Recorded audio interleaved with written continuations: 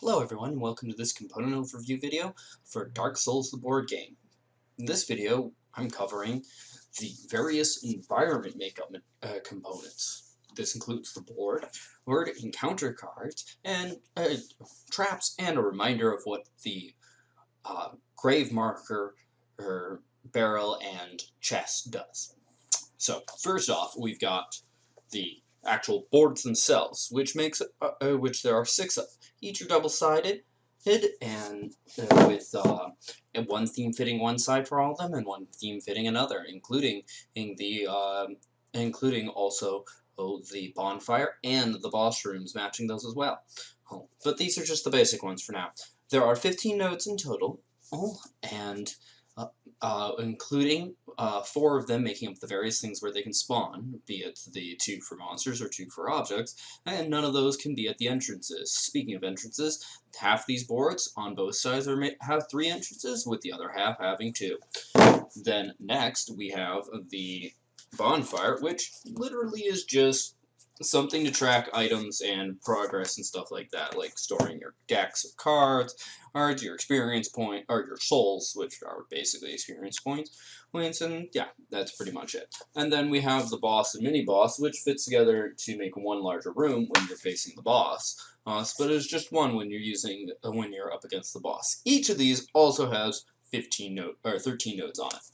Now, before I get on to the traps and encounter cards, I'd like to remind people of what the other different objects on the board can do that can come up from the encounter cards.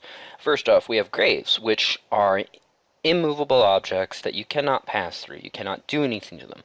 But for each one that exists at the end of the once you get to the mini-boss or boss, it gives you a card that you get to look at from their base AI deck. A barrel can show up, and barrels are basically temporary obstacles. You can walk up to them and spend a stamina and then either move into the spot or end up remaining in the node next to it where you started it, and representing just like in the game that you need to either strike it or roll into it. And then treasure chests, and also they have a broken image on the back. Treasure chests are impassable obstacles that once you finish the first encounter, or first time you encounter that encounter card, you would open it up, and you get 2 free treasure cards. Now on to traps, and before I go over them in detail, I just want to point out as a reminder, on encounter cards, the difference between what gets traps and what doesn't. No traps, and then the spears here are traps.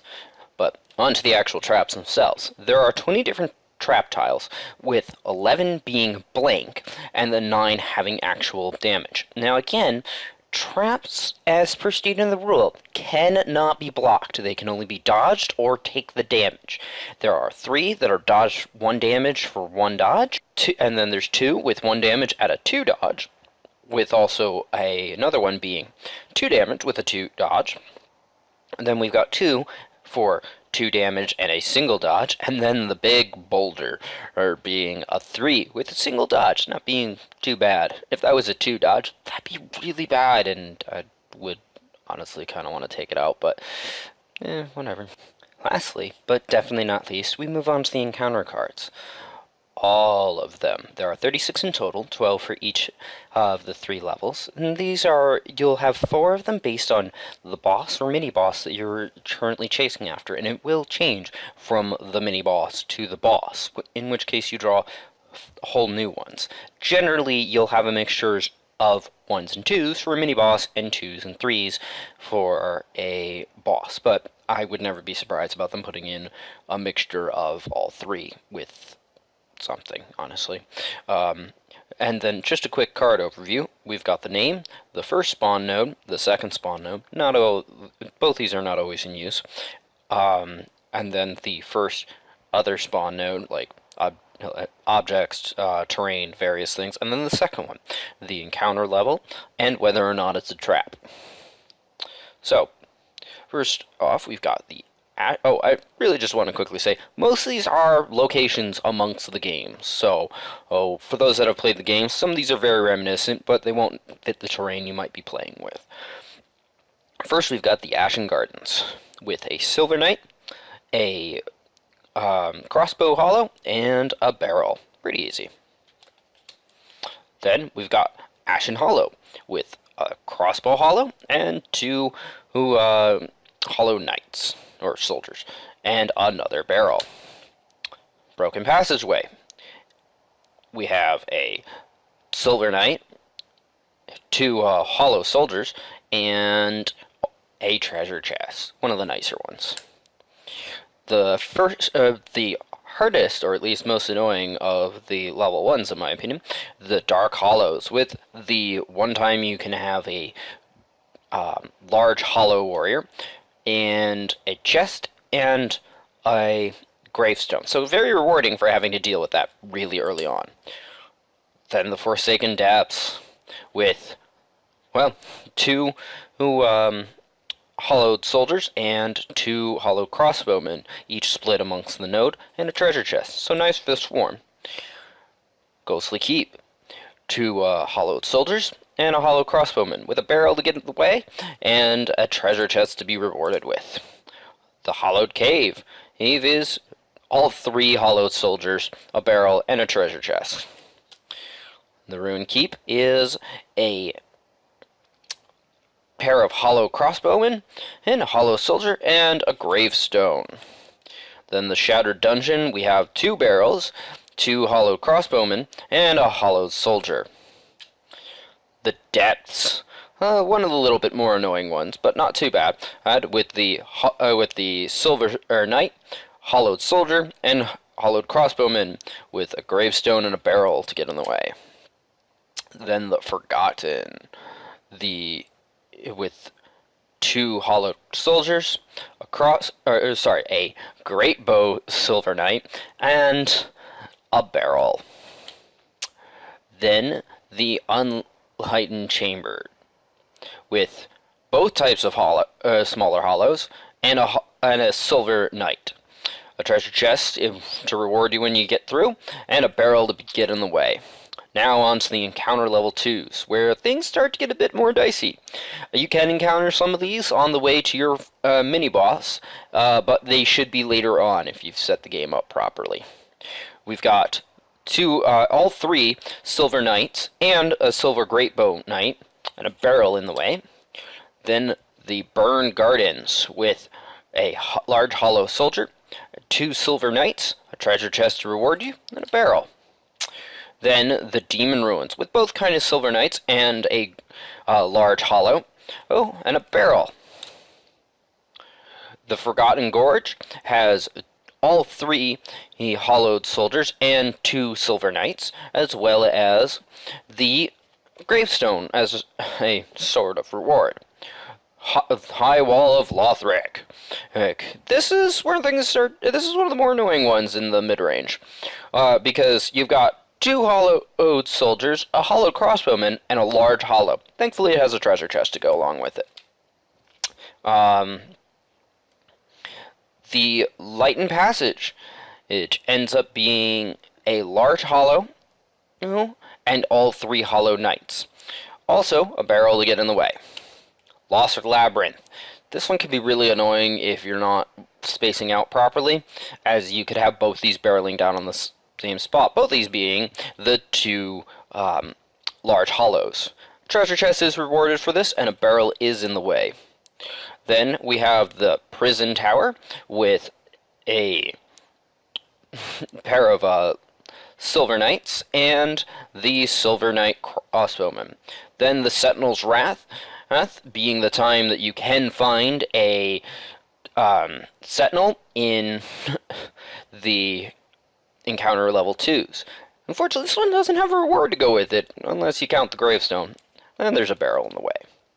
The Sunrise Pass is the two Silver Knight Greatbowmen and the large hollow, and a barrel. This can kind of get annoying, as these two can be shooting you while this guy's chasing you around. Then one of the swarmier ones from encounter level 2, the Temple of the Deep. It's with all three hollowed soldiers and two hollowed crossbowmen, and a gravestone to boot. And this one's just as swarmy, if not harder, because while you still also have 3 melee and 2 shooting, you have the hollows are only 2 of them instead of 5, being 2 silver knights, 1 silver great bowman, a hollow soldier, and a hollow crossbowman, a gravestone to boot. Now on to the level 3s, where things get really nasty. Almost all of these are filled with 6s or have some level of sentinels in them. This one is the Cemetery of Ash, which is kind of funny because it's the starting zone for the 3rd game that it would be, a level 3 encounter. But regardless, you have 2 large hollows, 2 silver knights, and 2 great bow knights. Barrel gets in the way. The Central Illithir, Illithil. I don't know. 2 large hollows and a sentinel. Nothing to get in the way or reward. The Desecrated Church. You have all 3 silver knights, 2 silver great bowmen, and a large hollow with the barrel to get in the way and a gravestone to help you with that boss. The Dilapidated Bridge is 2 large hollows, 2 hollowed soldiers, and 2 hollow crossbowmen with a barrel to get in the way. So very swarmy as these are chasing you around when they're shooting you. The Empty Crypt, the only time that you'll find just 2 sentinels. Thankfully, there's a treasure chest to reward you as you get through that 20 health total, and a barrel to get in the way, unfortunately. Then, the Lost Shrine has all the silver knights of both types. A barrel to get away, and, thankfully, a treasure chest to reward you. The Parish Depths have the Sentinel, 2 who have both the hollow soldiers and hollow crossbowmen. Then, even worse than the one with just 2 sentinels, is the Pit of the Dead, with 2 sentinels and a great bow silver knight. Treasure chest is thankfully rewarded for that. The Profane Shrine has all 3 silver knights, 2 hollow soldiers, and a large hollow. Treasure chest goes with that one. The Silent Tomb has 2 silver knights, a hollow soldier, and 2 large hollows. That sounds like not fun, honestly. A gravestone, sadly, is the only thing that goes with it. The Untended Graves have two silver greatbow knights, a regular silver knight, and a sentinel. So that's really annoying as this is chasing you around. That is a bit too, and these are shooting at you. Graves involved. And lastly, we have the Wretched Gardens. And being a sentinel, a large hollow, and a silver greatbow knight. So these 2 are chasing you around. That's shooting you. At least it's not, all 3. Thankfully, there's no combination of like 2 of these and all 3 crossbowmen due to their magic damage. This does have a treasure chest and a barrel.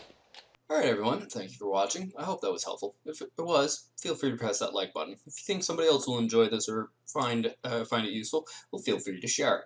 If you didn't like it, feel free to press the dislike button, but please leave a constructive comment in the process. Also, feel free to comment in general.